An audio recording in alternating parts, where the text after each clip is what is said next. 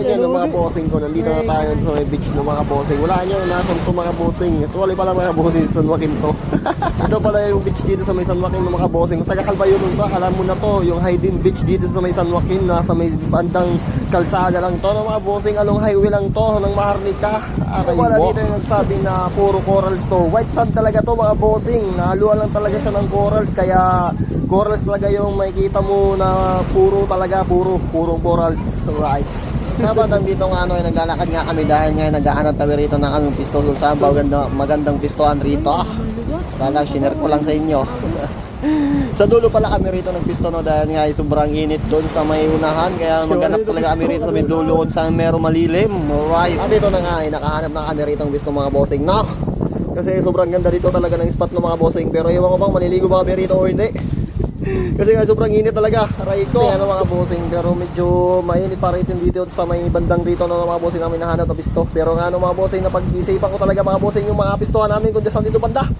Ito pala dito sa may taas ng mga bossing. Kaya nga dito naman, nagtitinginan ko talaga dyan sa may bandang sira na cottage na yan dahil nga sobrang lilim nga doon na pisto ng mga bossing ko. Kaya umakyat kami rito, kaya dito na lang kami bumipisto, pero hindi kami dyan pumisto sa may pinaka-cottage, no, baka kami singilan, wala naman kami dyan ibabayad, aray ko. Walang pera yarn. At ayun na nga, nagpwesto na kami rito. Ginanatag ko na nga yung aming camping chair. Sad boy chair yarn. Nagsiset up na nga kami rito ng mga bossing. Tingnan nyo naman yung view dito. Sobrang ganda at sobrang presko. Asan ka pa? Dito ka na maligo sa may San Joaquin Bridge. Sa may San Joaquin Beach ng mga bossing. Along highway lang to. At yun na nga, tinapon na nga dito ng ating kasama ng mga bossing, si Joabels. Yung kanyang dalang damit. Okay, na-stress yan sa may sobrang init talaga ng panahon. Tapos maliligo ka pa sa dagat. Para ka lang yung noon na binilad no mga bossing, katuyo. Tuyo yarn. At ito na nga, linalatag na nga namin dito yung aming ng mga bossing, yung aming mga dalang pagkain. Alright, wala, sinir ko lang. Linalatag na nga namin dito yung aming mga pagkain, no, dahil nga si Jules nga gusto niya yung picturean. Kasi nga, para meron daw siya pang may day. Wala, sinare ko lang. So pagkatapos nga natin dito mag-picture dito sa ating pagkain na dala dito sa may beach na to, dito sa San Joaquin ng mga bossing ko. Bayod. Siyempre kakain na tayo dahil yan gutom na. Gutom niya si Bungal, labos pang. Grabe mga boss. Bossing, mustang boy buhay, kaupay dito yo. Kahangin rora.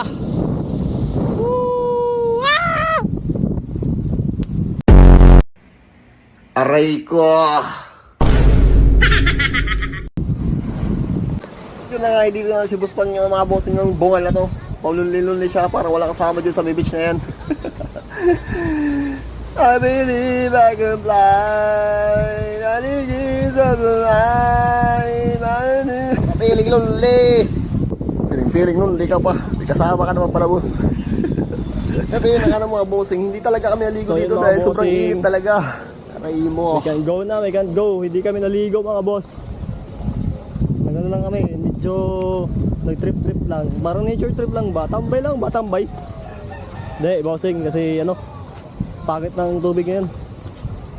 Pangit ng dagat ngayon. Ano siya?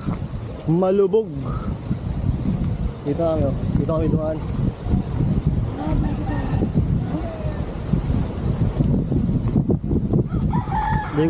Sa pagtapos nga namin sa may beach sa Joaquin ng mga bossing, mapadala kami rin sa may pupuntang alin ng mga bossing sa mga magandang view dito. Aray mo, hindi namin naligo, kaya dito na lang yung video mga bossing. Bye bye. Huwag mo kalimutan mag-follow mga bossing at mag-share sa may video natin.